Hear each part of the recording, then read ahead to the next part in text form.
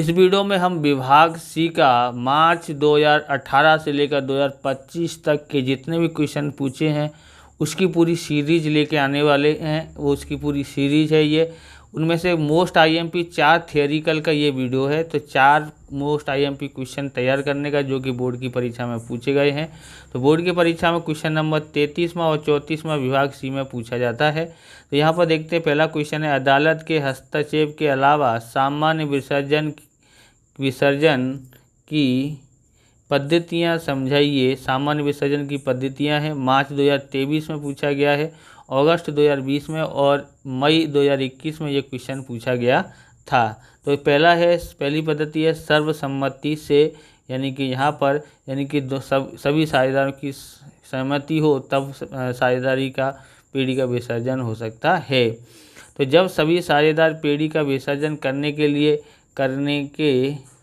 लिए सहमत हो तब साझेदार पीढ़ी का विसर्जन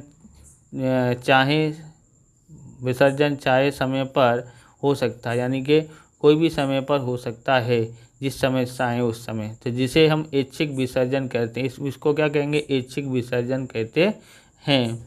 दूसरा है करार द्वारा, यानी साझेदारों के बीच पहले से ही निश्चित हुए करार की शर्तों के अधीन साझेदार पीढ़ी का विसर्जन हो सकता है। यानी पहले से ही करार किया गया हो कि इतने समय के लिए, जैसे कोई सीजन बाई सीजन उद्योग डालना हो या उत्पादन करना हो कोई सीजन का, तो उस सीजन के लिए जो आपस में साझेदारी की पीढ़ी बनाते हैं और वो सीजन ख़त्म हो जाता है तो वो अपने आप विसर्जन हो जाता है करार के द्वारा। ओके, यानी कोई निश्चित उद्देश्य के लिए हम लोग यहाँ पर करार करते हैं। तीसरा है कानून द्वारा विसर्जन।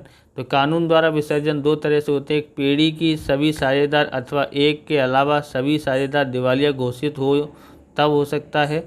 या दूसरा है, पीढ़ी का धंधा चलाना गैर कानूनी बने तब पीढ़ी का विसर्जन हो सकता है। चौथा है निश्चित घटना के कारण। तो इनमें भी 2 हैं। यदि साझेदारी पीढ़ी अमुक निश्चित अवधि के लिए हो तो ये अवधि पूरी होने पर विसर्जन हो सकता है। जैसे कोई निर्माण कार्य कर रहे हैं, बराबर, जैसे पुल बनाना हो तो उस पुल को 2 से 3-4 साल लगते हो, या 2 साल, 1.5 साल, 1 साल में हो जाए, तो उसके जो टेंडर लिया हो किसी कंपनी ने उसको बनाने का, तो उसके साझेदार मिलके बनाते हैं। वो जब पुल बन जाता है तो उसके बाद साझेदारी टूट जाती है। तो ये है, यदि साझेदारी पीढ़ी अमुक निश्चित अवधि के लिए हो तो वह अवधि पूरी होने पर विसर्जन होता है। दूसरा है, किसी निश्चित उद्देश्य के लिए स्थापित हुई हो और वह उद्देश्य पूर्ण होने पर पीढ़ी का अपने आप विसर्जन हो जाता है। यानी कि यहाँ पर कुछ उद्देश्य, जैसे कि ज़मीन में से कोयला निकालना हो, या सोना या चांदी निकालना हो, या लिथियम, अभी जो इलेक्ट्रिक वस्तुएं बनती है उसमें लिथियम का उपयोग किया जाता है बैटरी के अंदर। तो लिथियम निकालने का किसी ने वो निश्चित उद्देश्य के लिए लिया हो, पर कोई भी उद्देश्य हो सकता है। मैं ऐसा नहीं बोला कि यही उद्देश्य हो, तो उस उद्देश्य को पूरा हो जाए ना तो फिर उसके बाद विसर्जन हो जाता है। 5वां है नोटिस द्वारा। स्वैच्छिक साझेदारी के संयोग में कोई भी साझेदार साझेदारी पीढ़ी का विसर्जन करने का अपना इरादा दर्शाती हुई लिखित नोटिस अन्य साझेदार को देता है। इस नोटिस में दर्शाई तारीख से अथवा नोटिस मिले तब से उनके बीच की साझेदारी का अंत आता है। इस प्रकार पीढ़ी का विसर्जन होता है। यहाँ पर देखते हैं, अगला क्वेश्चन है, क्वेश्चन नंबर 2 है, संक्षिप्त टिप्पणी लिखो वसूली खाता। 2 बार पूछा गया है, जुलाई 2018 और जुलाई 2018 और 19 में पूछा गया है।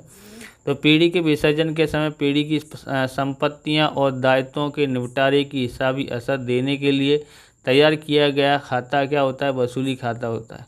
यानी संपत्ति और दायित्व के निपटारे के लिए जो हिसाबी असर देते हैं तो किसके लिए दिया जाता है, तो वसूली खाते में दिया जाता है। तो उसको हम लोग क्या कहते हैं, यानी कि जो असर देने के लिए जो खाता तैयार करते हैं उसको वसूली खाता कहते हैं। वसूली खाते को संपादन खाते के रूप में भी जाना जाता है। वसूली खाते का तीसरा नाम माल मिलकत निकाल खाता भी होता है। साझेदारों की पीढ़ी विसर्जन के समय चौपड़े बंद करने के लिए रोकड़ या बैंक के सिवाय, तो रोकड़ और बैंक को छोड़ करके बाकी सभी का निपटारा किया जाता है। सिवाय संपत्ति और दायित्वों का खाता बंद करके वसूली खाते उसकी बही कीमत पर ले जाया जाता है।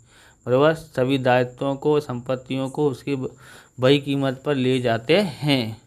उसके बाद संपत्तियों की उपज की रकम रोकड़ खाते उधार करके वसूली खाते जमा की जाती है। और दायित्व के भुगतान करके वसूली खाते, उधार करके रोकड़ खाते जमा की जाती है। वसूली खाते में आने वाला अंतर वसूली खाते का लाभ या नुकसान होता है, जो कि सभी साझेदारों में बांट दिया जाता है। ओके, आगे देखते हैं हम यहाँ पर तीसरा मोस्ट IMP क्वेश्चन है, साझेदारी पेड़ी का विसर्जन करने के लिए अदालत किन संयोग में आदेश कर सकती है, समझाइए। तो वो है मार्च 2020, 22 और 24 में पूछा गया क्वेश्चन है, तीसरा मोस्ट IMP है। तो उत्तर है इसका कोई साझेदार अस्थिर दिमाग का हो तब। दूसरा है कोई साझेदार पेड़ी में अपने कर्तव्य निभाने में असमर्थ बने तब।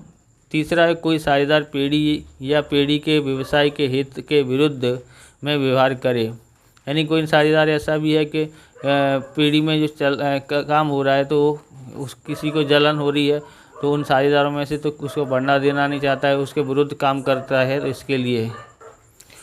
चौथा है कोई साझेदार व्यवसाय की शर्तों का बारंबार जानबूझकर भंग करता हो तब भी साझेदारी पेड़ी टूट जाती है। पांचवा है कोई साझेदार पेड़ी में से अपना संपूर्ण भाग अन्य साझेदारों की सम्मति के बिना दायित्व यानी तीसरे पक्ष को बेच दे तब भी ऐसा हो सकता है। छठा है पेड़ी लगातार हानि कर रही हो और हानि के अलावा पेड़ी का व्यवसाय चल सके ऐसा ना हो तब भी ऐसा होता है। सातवां है अदालत योग्य लगे ऐसे अन्य किसी भी संयोग में पेड़ी के विसर्जन का आदेश दे सकती है।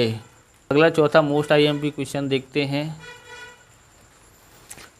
तो साझेदारी और साझेदारी पेड़ी के विसर्जन के बीच अंतर लिखो, मार्च 2019 में पूछा गया है। तो यहाँ पर देखो ये आधार आपको लिखना नहीं लिखना आपकी इच्छा के अनुसार है, बराबर। नहीं भी लिखोगे ना तो भी चल जाएगा। और ये 5 पॉइंट लिखे हैं, कम से कम 4 पॉइंट लिखने का होता है, और किताब में आपको 6 पॉइंट मिल जाएंगे। यहाँ पर 4 पॉइंट लिखोगे और ये नहीं लिखोगे तो भी चल जाएगा, बराबर। 3 नंबर का होगा, इसलिए 4 नंबर का होगा तो इसमें ये लिखने का होता है। नहीं भी लिखो तो नंबर कटता नहीं है, ऐसा टेंशन नहीं लेने का। तो यहाँ आधार है साझेदारी का विसर्जन, साझेदारी पेड़ी का विसर्जन। यहाँ पर अर्थ है साझेदारी का पुनर्गठन अर्थात विसर्जन होता है, और साझेदारी पेड़ी का हमेशा के लिए अंत अर्थात साझेदारी पेड़ी का विसर्जन, ये अंतर है। और फिर पेड़ी का अस्तित्व के आधार पर देखें तो पेड़ी का अस्तित्व चालू रहता है, पेड़ी का अस्तित्व का अंत आ जाता है। इधर चालू रहेगा तो उधर बंद हो जाएगा। ओके, हिसाबी चोपड़ा, तो हिसाबी चोपड़े चालू रहते हैं जबकि हिसाबी चोपड़े क्या हो जाते हैं, बंद कर दिए जाते हैं। यहाँ हिसाबी चोपड़े चालू रहते हैं, यहाँ पर बंद कर देते हैं। अदालत का हस्तक्षेप, तो साझेदारी का विसर्जन स्वैच्छिक होने से अदालत के हस्तक्षेप जबकि ज़रूरी हो तब अदालत द्वारा हस्तक्षेप किया जाता है। यहाँ पर हस्तक्षेप की आवश्यकता नहीं होती। यहाँ पे साझेदारी का विसर्जन स्वैच्छिक होने से अदालत के हस्तक्षेप की आवश्यकता यहाँ होती नहीं है। यहाँ जरूरी हो तब अदालत द्वारा हस्तक्षेप किया जाता है। अब यहाँ पर देखते हैं हमारे पास है असर। असर क्या होता है, तो साझेदारी का विसर्जन हो परंतु साझेदारी पेड़ी का विसर्जन ना भी हो, ऐसा भी हो सकता है, विसर्जन हो भी सकता है ना भी हो सकता है। साझेदारी पेड़ी का विसर्जन हो तो अपने आप साझेदारी बराबर साझेदारी का विसर्जन हो जाता है। इस प्रकार से ये वीडियो पूरा होता है। अगर आपको हमारा वीडियो अच्छा लगे तो लाइक करें, शेयर करें, कमेंट करें। चैनल पर नए चैनल को सब्सक्राइब करें। मिलते हैं नेक्स्ट वीडियो में। जय हिंद, जय भारत, वंदे मातरम।